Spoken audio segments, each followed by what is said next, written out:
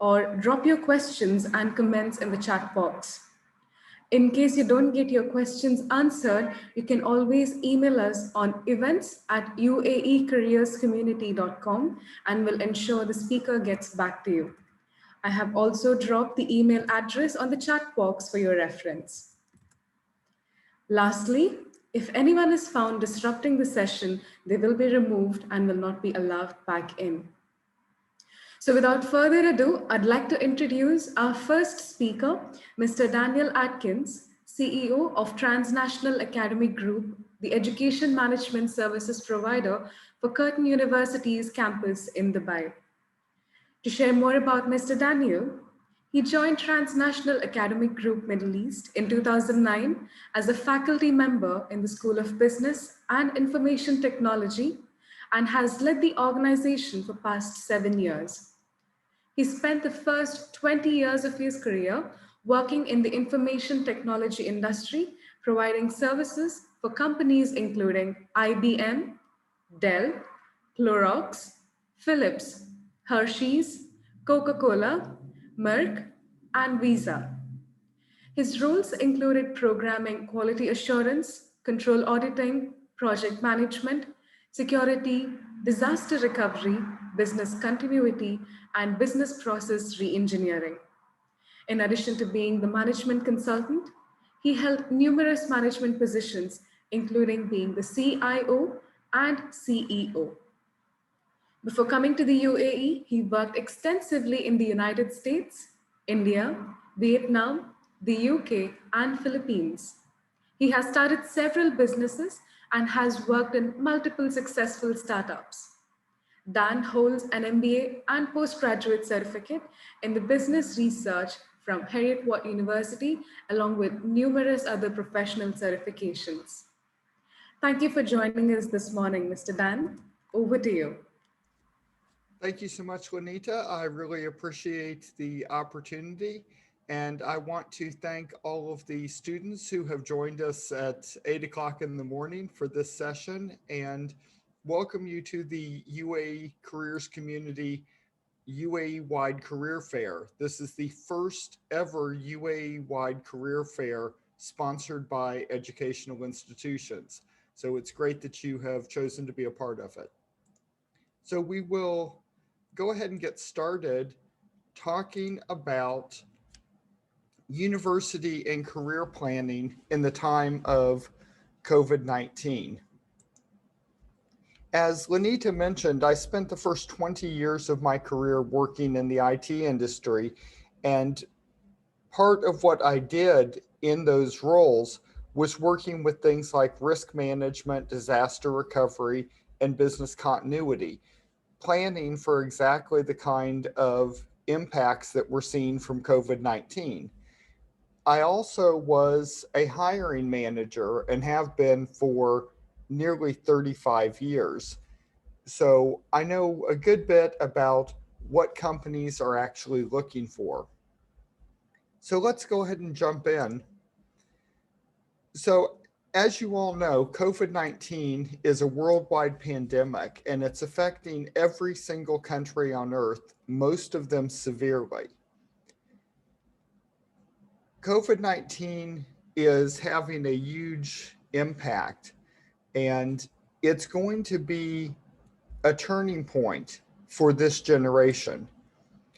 In prior generations, there were huge events that served as what Malcolm Gladwell called in his book tipping points.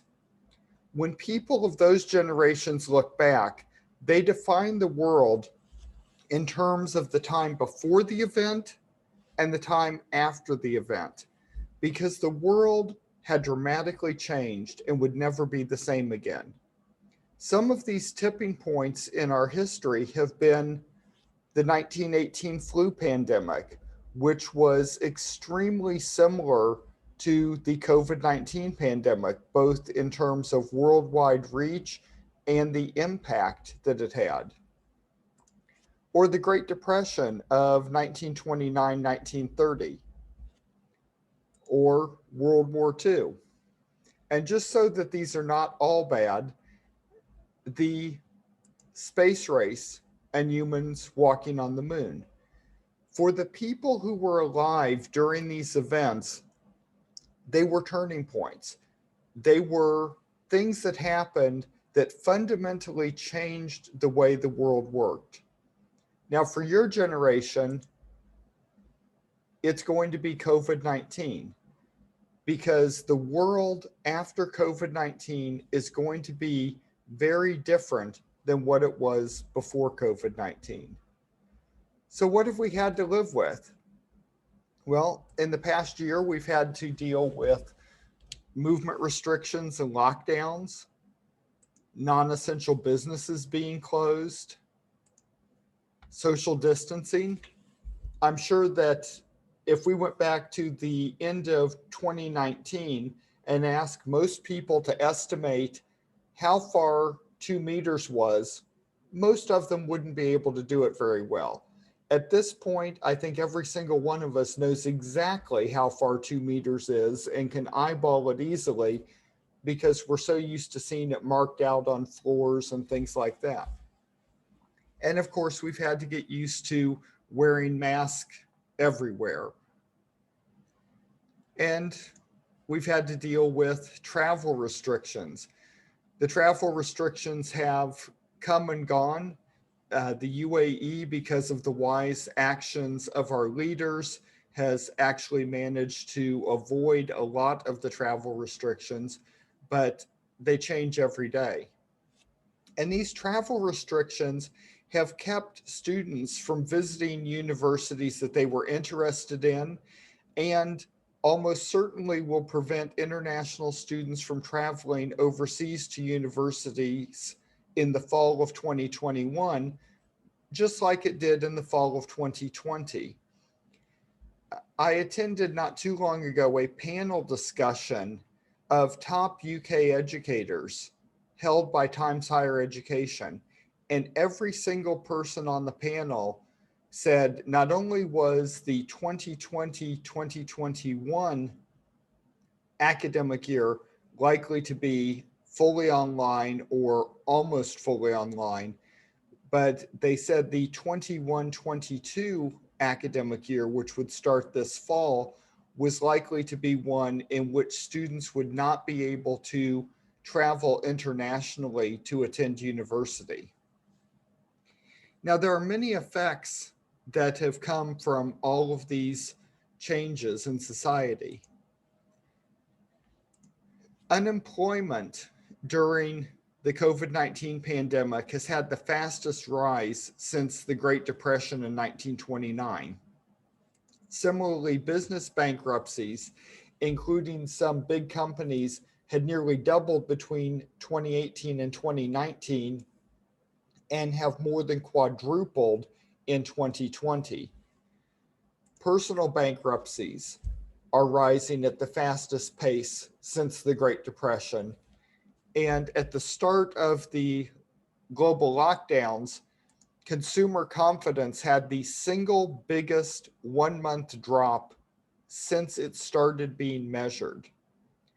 So the question that we all have to ask ourselves is one that the University of California San Diego health team was asking. How long will the pandemic last? It all comes down to a concept that you've probably heard people talking about, but may not fully understand. And that concept is herd immunity.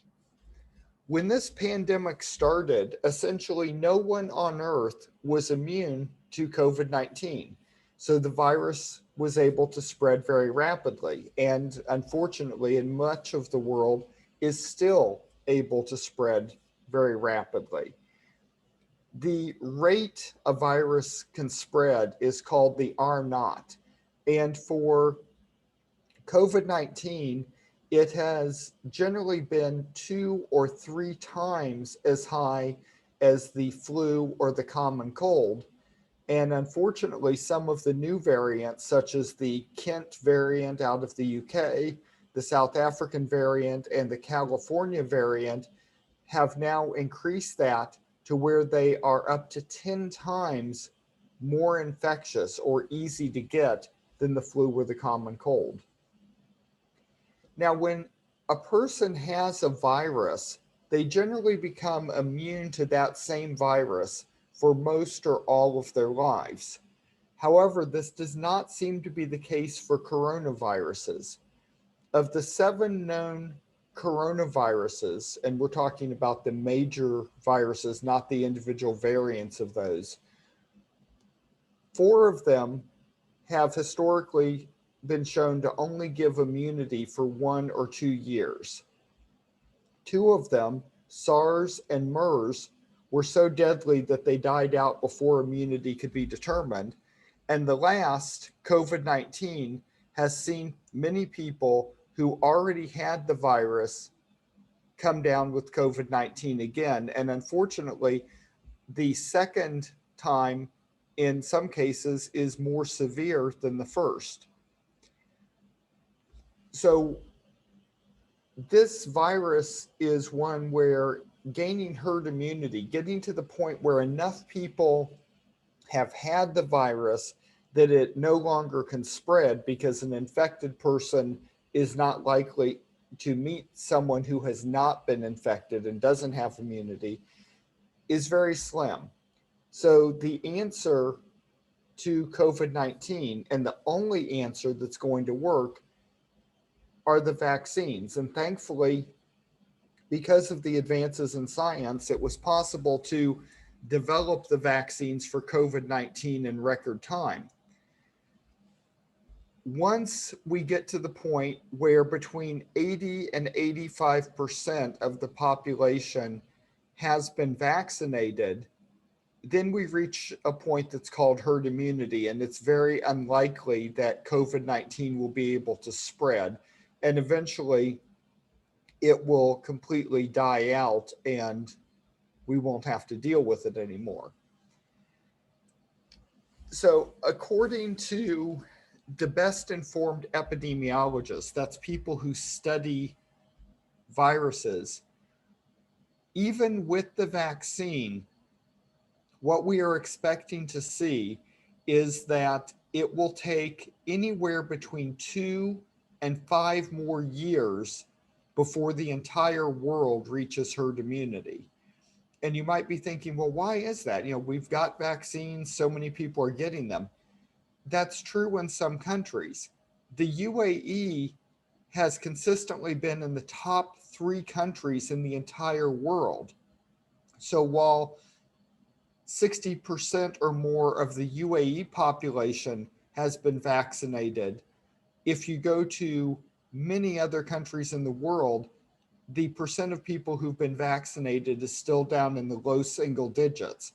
And because of the time necessary to make the vaccine, transport it, and get it to very often remote areas, it's going to be a number of years before the whole world reaches herd immunity. So, what does this mean for us? Well, it means that we're in for a long recovery. McKinsey and Company is one of the world's most respected consulting firm. And early on during the pandemic, they laid out 9 scenarios for how the economy might recover. If we look back historically, as far back as economic records have been kept, V recoveries, the kind that are shown in A1, 2, 3, and 4 on this chart, have only occurred in situations where the thing that caused the economic downturn was very short lived, something that happened on one day or maybe over a week, maybe a month at the outside, but never longer than that. So the idea of a relatively quick recovery, like some politicians were talking about at the start of the pandemic, is not going to happen. The best estimates by economic experts who are actually taking into account the projections of the pandemic experts is that the world is going to go through an economic downturn as bad or worse than the 2008 global financial crisis, and potentially as bad as the Great Depression in 1929, and that it will take at least 10 years after the end of the pandemic for the economy to get back to the size that it was before the pandemic. And those are recoveries as are shown in B1 through B5. And we don't know which one that will be. And it's hard to predict because of the fact we don't know what's going to happen with the virus. We're actually in a very uncertain situation because the virus, like all viruses, is continuing to mutate. There is the possibility that due to either the fact that vaccines are being rolled out very slowly in some countries due to economic reasons or difficulty with logistics, or because there are people who are not understanding science and who are believing a lot of false information that's published on non credible sites on the internet and are refusing vaccines, there is the possibility that one of the variants of COVID 19 might develop immunity or resistance to the vaccine or the way the vaccine currently works and creates immunity. If that happens, we could be in for a whole nother round of worldwide lockdowns and having to develop another version of the vaccine to deal with that variation. This is why it is so important for you, for your careers, and for the world economy, as well as the lives of people around the world, that everybody get vaccinated as quickly as possible to stop the time in which COVID 19 can develop and evolve variants that might be immune to the current antibodies that people have gotten from the vaccine. Now, in reality, the world will never be the same. Some things are going to change and never go back. If we look at jobs, during 2020, around the world, employment hit the worst levels it's been at since the Great Depression of 1929, with some countries literally losing millions of jobs in a single month. And we've seen this everywhere around the world. And the jobs have not recovered, they haven't come back. And some of the jobs are never going to come back. That's why we're seeing the highest levels of both business and personal bankruptcies since the Great Depression. If we want to know what this recovery is going to look like, we need to look back into history and see what happened coming out of the last major impacts, the 1918 flu pandemic and the 1929 Great Depression. So, based on what we've seen after those events, people started saving money. As soon as they started earning again, they started saving because they wanted to have a buffer. They wanted to have a nest egg to make sure that if something like this happened again, they would not end up homeless and starving in the street. And because of that, they did not buy as much as they did before the pandemic. In fact, they started living simpler lives. They lived in smaller houses and smaller apartments with fewer things, kind of like you'd see on the Netflix series The Minimalist, where people have realized that those who have nothing to worry about. They also stopped going on trips, or if they did go on vacations, they were not as grand of trips. Businesses were the same way. Businesses were worried about their survival. So they decided coming out of the Great Depression to save money and build up some capital in the bank so that they could survive if something else happened, which meant that they weren't sending their employees on business trips. They weren't buying as much in terms of capital goods for growth. And of course, because consumers weren't buying as much, that meant businesses didn't need to produce as much. And if businesses don't need to produce as much, that means businesses don't need to buy as much in raw materials, which means other businesses aren't getting that much in sales. And businesses don't need to employ as many people, which means that consumers aren't having jobs, which turns around and leads back to consumers not buying as much because they're worried. It becomes a vicious cycle where the lack of consumer confidence makes businesses lack confidence, which means they lay off people, which means that more people lack confidence. And you get into a cycle where the economy becomes stagnant. This is what we have to look forward to with the end of the COVID-19 pandemic. It's going to take, as it did coming out of 1929, anywhere from 10 to 15 years before the economy returns to the size it was before COVID 19.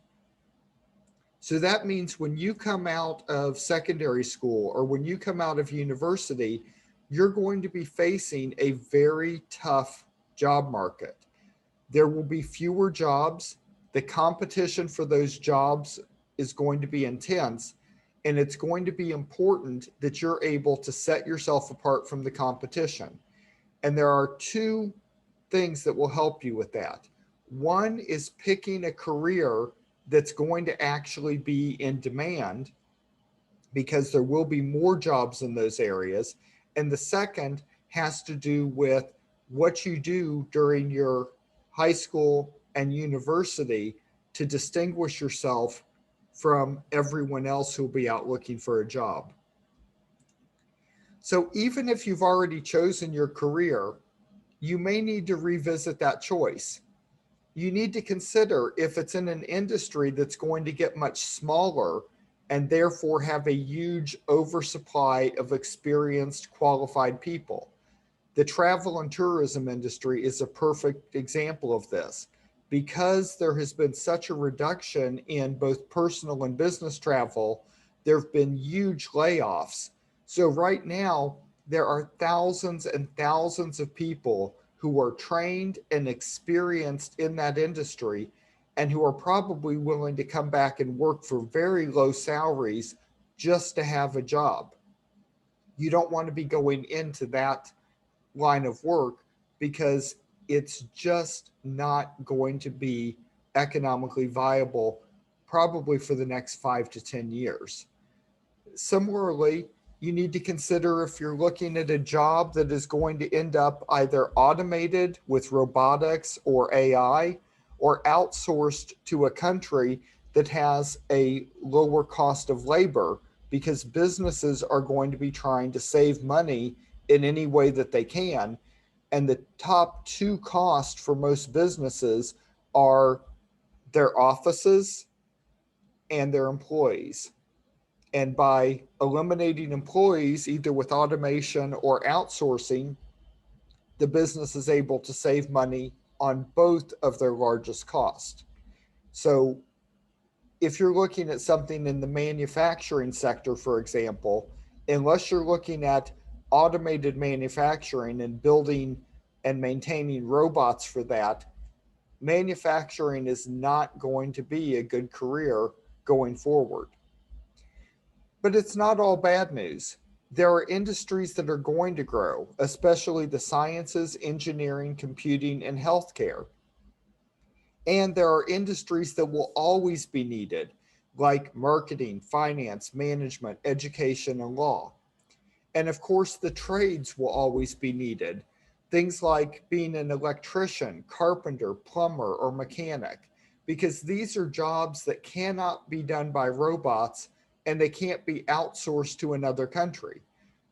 If your toilet is broken, you can't have somebody from a country 8,000 kilometers away fix it. It just doesn't work. You need people who are actually in your community.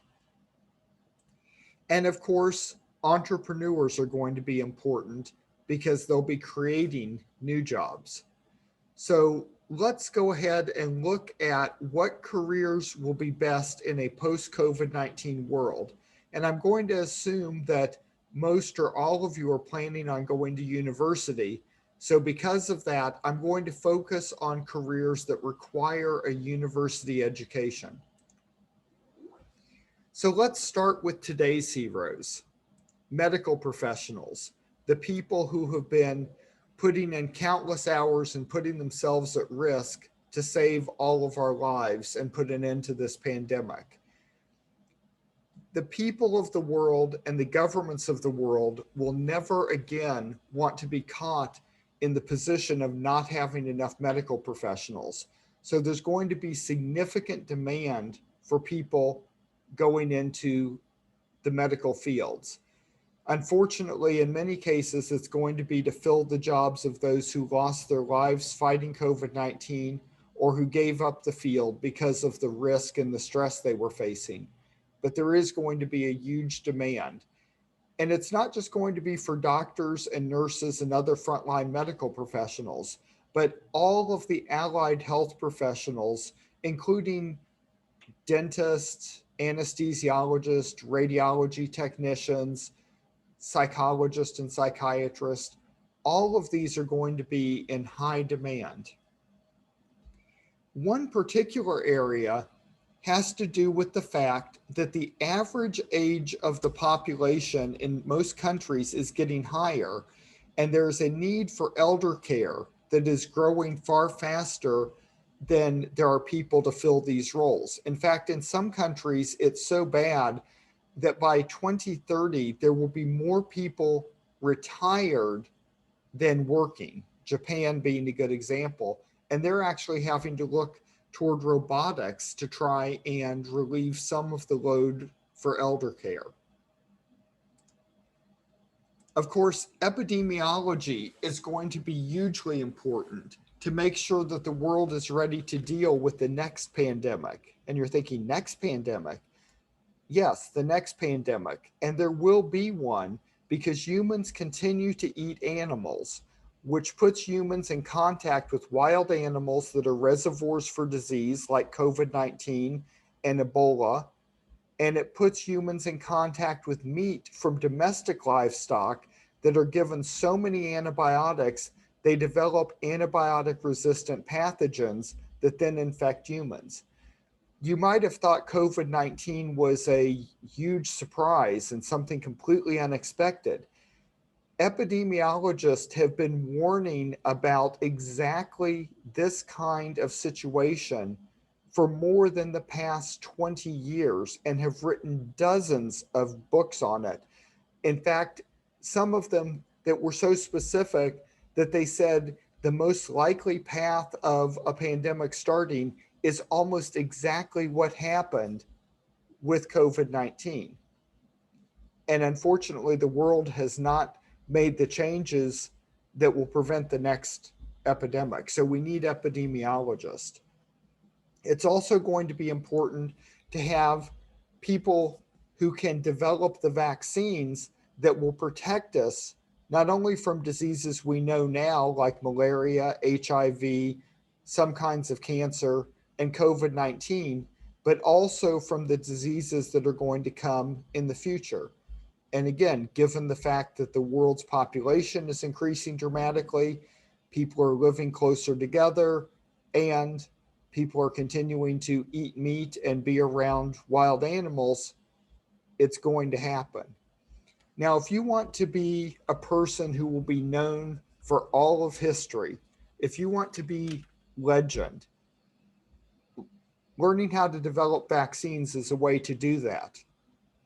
Two people who will be remembered forever are Jonas Salk, who developed the polio vaccine, which had killed or paralyzed millions of people just in the 20th century, or Edward Jenner, who developed the vaccine for smallpox, which, before it was wiped off the face of the earth by his vaccine, had killed 500 million people just between 1900 and 1970.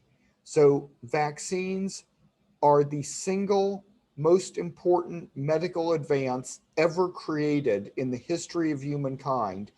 And they are the reason that several billion people are alive today instead of dead from disease. And we're going to need people who can develop the future vaccines. Now, in the UAE, we've been fortunate when it's come to food security during this pandemic because of the wise decisions of our leaders. But not all of the world has been so fortunate. And most of the world has now realized that you have to grow enough food in your own country to feed your population, or they could starve during the next pandemic or crisis. Unfortunately, right now, we're facing numerous threats from monocultures being destroyed by fungus. You may not know this, but at the start of the 1900s, the banana that we're eating now, the Cavendish banana, was pretty much unknown. Everyone was eating a wonderful banana called Gros Michel, which was actually much tastier, but was essentially wiped off the face of the earth by a fungus. Because bananas, the kind we eat, don't have seeds, so they're all clones of each other and therefore susceptible to one fungus wiping them out. And that's happening with the Cavendish banana now.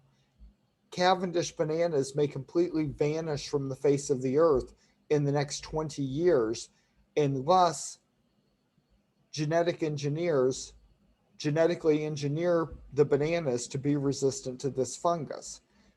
Similarly, climate change, which is real and is caused by humans burning fossil fuels, is affecting the ability of plants to grow because it's creating too much heat in areas where the plants are growing and they can't grow.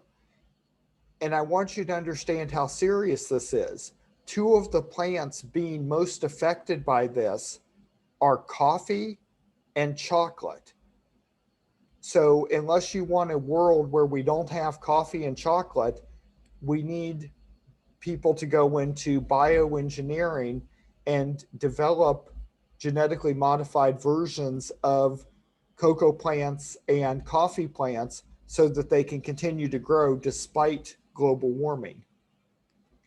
Now, of course, at this point, there are nearly 8 billion people in the world. And by 2050, the best estimates say that there will be about 10 billion people. So we've got another 2 billion people to feed. But the problem is, right now, we are already using over 95% of all of the land that can be used for agriculture to grow food. So clearly, we can't feed another 20% of the population with the last 4% of arable land. It just doesn't work. So, what we need so that billions of people don't starve is a new green revolution, like the one that was started by Norman Borlaug, whose crop bioengineering is estimated to have saved more than 1 billion people from starving to death, and of course, won him the Nobel Prize. Just as there'll be huge demand for people in the medical fields, there's also going to be huge demand for people in the STEM fields. We need people in biology who are developing new disease treatments using systems like CRISPR Cas9 and CRISPR Cas12. And biologists will also be doing things like bringing animals back from extinctions, like rhinos, certain species of rhinos that have been driven to extinction by human poaching and humans taking over their habitat. We'll need chemists to develop new chemical compounds for making faster, less expensive, and less environmentally hazardous batteries and electronic devices. Because I think all of you will continue to want to use your smartphones, and we're going to need electrically powered automobiles to put a stop to climate change. Of course, we're going to need physicists to develop understanding and ways to deal with important things like deflecting asteroids so they don't hit the Earth, or dealing with the effects of climate change. And of course, physicists also have to deal with the really important things like how do we make your Wi Fi faster? And of course, engineering. Engineering is going to be hugely important in building the post COVID-19 world in so many ways. One way is infrastructure around the world is crumbling. Much of the infrastructure around the world was built in the late 1940s through the early 1960s, and roads and bridges are failing, sometimes at the cost of people's lives, when a bridge falls down, when people are driving across it or a boat is going under it.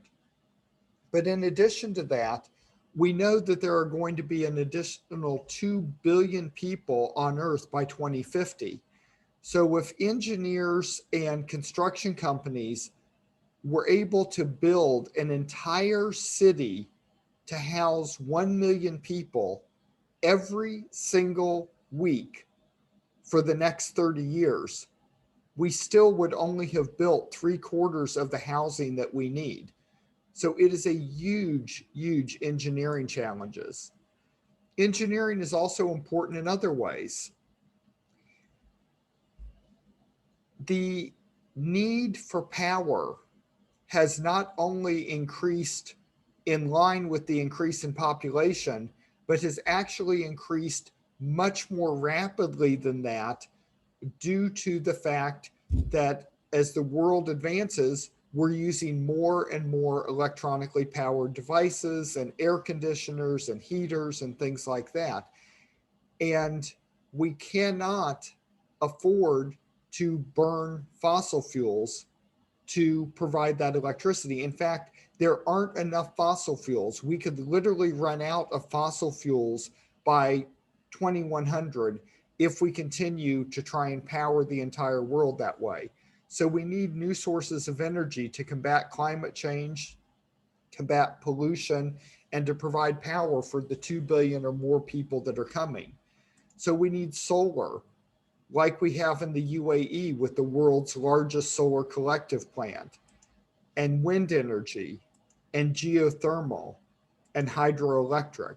So we need people who can develop these technologies, who can build them, who can maintain them, and also the smart grids that go along with these so that we're able to deal with nighttime or when the wind isn't blowing, things like that. We also need green transport. When we get to the point where we're generating all of our electricity through renewable means, we would still be polluting a huge amount and creating a huge amount of greenhouse gases from our automobiles and trucks. We need to replace all internal combustion engine vehicles with electrically powered vehicles over the next 20 years. And of course, we're going to need nuclear power for this. Nuclear power provides base load power to cover those points when the sun isn't shining or the wind isn't blowing. It provides that buffer. And you might be thinking, oh, nuclear is so scary. You know, there was Chernobyl and 3 Mile Island and Fukushima. Yes, that was nuclear built with technology from the 1940s and 1950s that was hugely out of date. And yes, it was a bit dangerous, although not nearly as dangerous as coal fired power plants, if you look at the actual data. And it produced radioactive waste that would sit around for tens of thousands of years. But that's old nuclear. You need to get your mind in line with new nuclear power. New nuclear power is what they call walk away safe. The way the reactors are built, if something miraculous happened and suddenly every human being on the planet vanished, so that there was no human being to shut down the power plant or something like that, or there was a massive disaster like Fukushima, it wouldn't matter. The plant fails safe unless humans are constantly giving it input to keep it running. It automatically shuts itself down in a way that completely and totally prevents the possibility of meltdown. It literally is not possible to have that kind of accident. That's what happens to technology over 60 years. It gets much better. And if you're worried about nuclear waste, nuclear is the best way to deal with it, because the new type of nuclear power plants called breeder reactors actually use the nuclear waste from the old type of reactors as fuel. And what they produce at the end is so safe, you could walk around holding it in your hand and you wouldn't suffer any adverse effects. So, nuclear is going to be needed for the future. We just have to get people to understand the reality and get out of the fear cycle. And of course, climate change abatement. Because of the amount of carbon dioxide that we have already put in the atmosphere, glaciers are going to melt and the ocean temperature is going to increase, and the oceans therefore expand because they get hot. And there's no way to avoid that.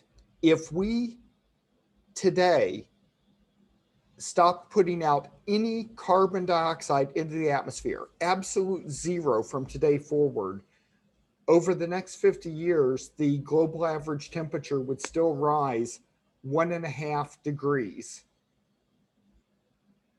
Now, you might think, well, 1.5 degrees isn't much. You need to understand, when we're talking global average temperature, the difference in global average temperature between the last ice age, when ice covered this planet all the way down to further than Dubai. So Dubai was completely under ice, versus now is only 4 degrees. Let that sink in.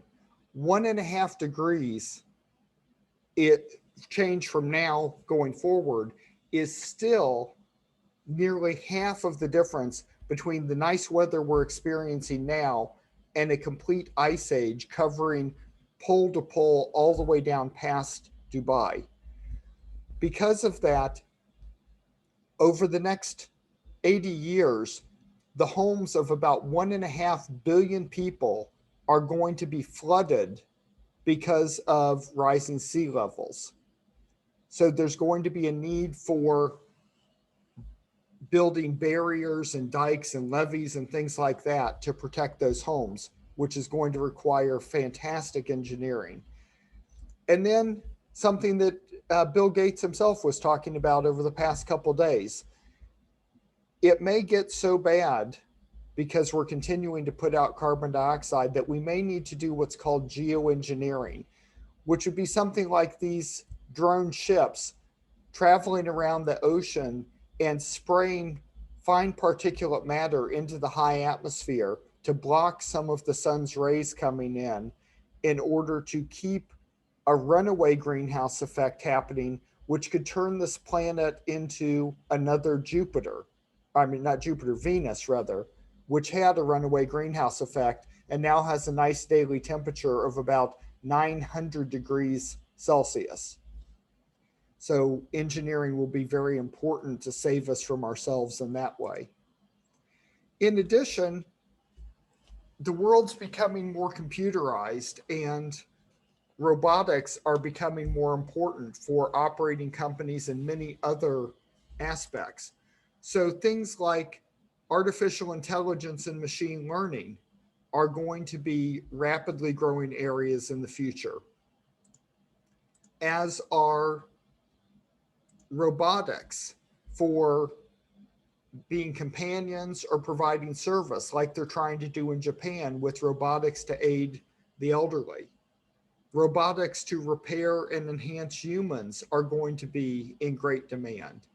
and of course, industrial robotics to continue to operate manufacturing plants as businesses go forward into the future, because businesses are not going to want to spend money on employees who can get sick or who can go on strike when robots can do the same thing faster, better, and cheaper.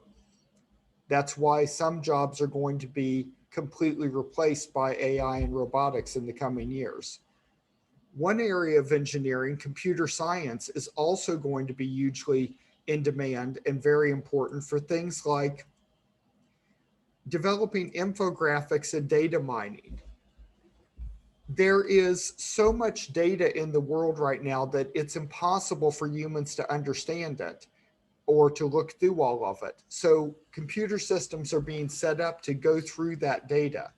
To give you an idea of how much it's increased, if you took the total amount of data that existed in the world when I was born in 1968, every single day we human beings produce more data than that and put it on the internet.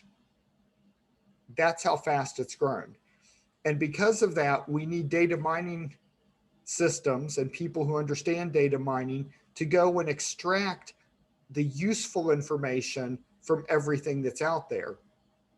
And even with that, we then need people to create infographics to explain to people who aren't scientists and engineers what the data actually means.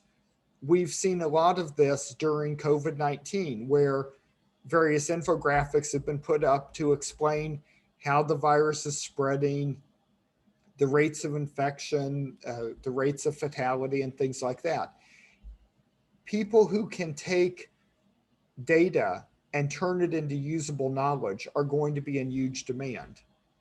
Similarly, cybersecurity, cyber forensics, and cyber criminal investigation are also going to be hugely important. In fact, right now, these are the fastest growing areas of computer science, right before artificial intelligence and machine learning.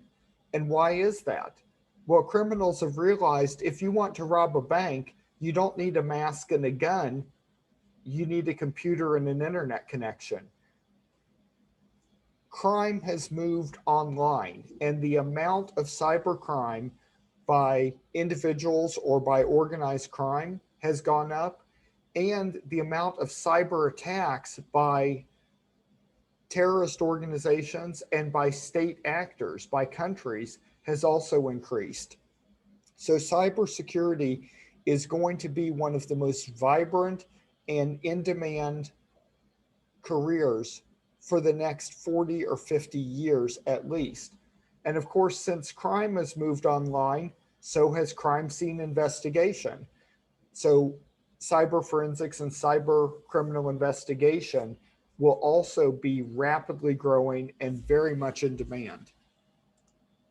And of course, there are careers that are always going to be in demand. For example, marketing.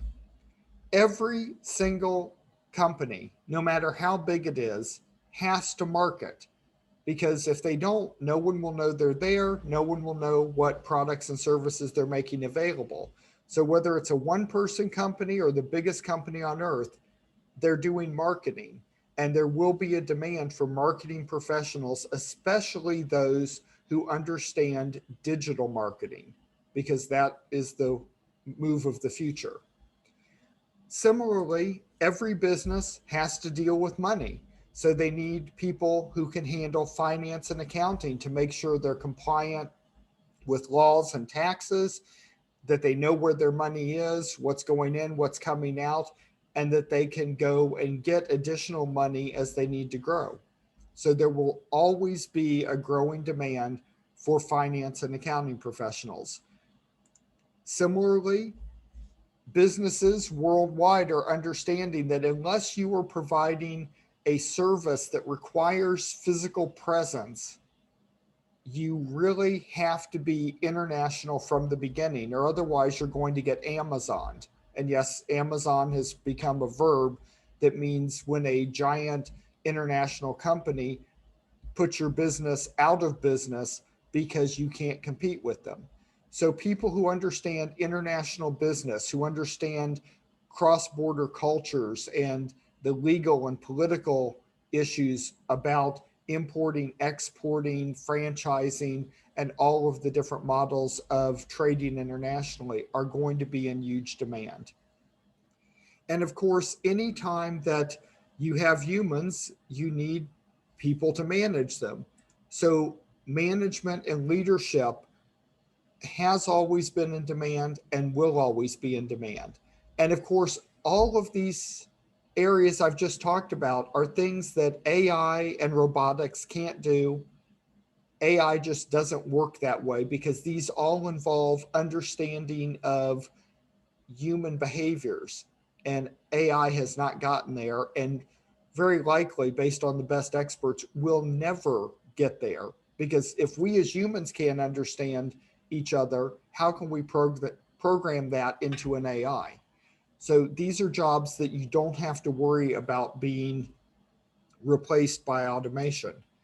Similarly, lawyers, as long as there are people, there's going to be the need for lawyers to write contracts, to go to court and fight over contracts, and to provide all of the services that lawyers do. And again, it's something that requires that human touch. Then I want to talk about a group you may not have thought about: entrepreneurs. Entrepreneurs are the heroes of tomorrow because they're the ones who are going to be creating the jobs, not only for themselves, but for other people, that will bring the economy out of this recession or depression that we're in due to COVID 19. And you need to understand 99.9% of all businesses in the world are what are called small and medium enterprises. That means they've got anywhere from one employee up to 500. And nearly 60% of all employment in the world is in small and medium enterprises. So it is very, very likely that some point in your career, you will be working for a small or medium enterprise. In fact, if you're smart, you will deliberately try to work for small or medium enterprises because that's where you can get the most career growth and you can make the most money. Nearly 50% of all goods and services sold in the world are from small and medium enterprises. And of all of these businesses in the world, 63% are what are called sole proprietorships. They haven't even formed a company. They're an individual who started a company. Maybe they employ a few people, but they're making a living and they're providing employment for others. So if you don't want to have to go fight with other people in the job market for the few jobs that are out there, be a hero, start your own business, create a job for yourself, and then create a job for others, and be one of the people who makes the economy better. So now that I've talked about the career fields, let me talk about how you set yourself apart. You need to study everything that you can in school. And you might think, well, there are some things I'm just never going to use.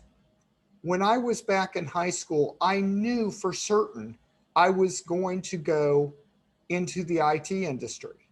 And because of that, I also knew that I really didn't need chemistry or biology, but I attended those classes anyway and learned all that I could.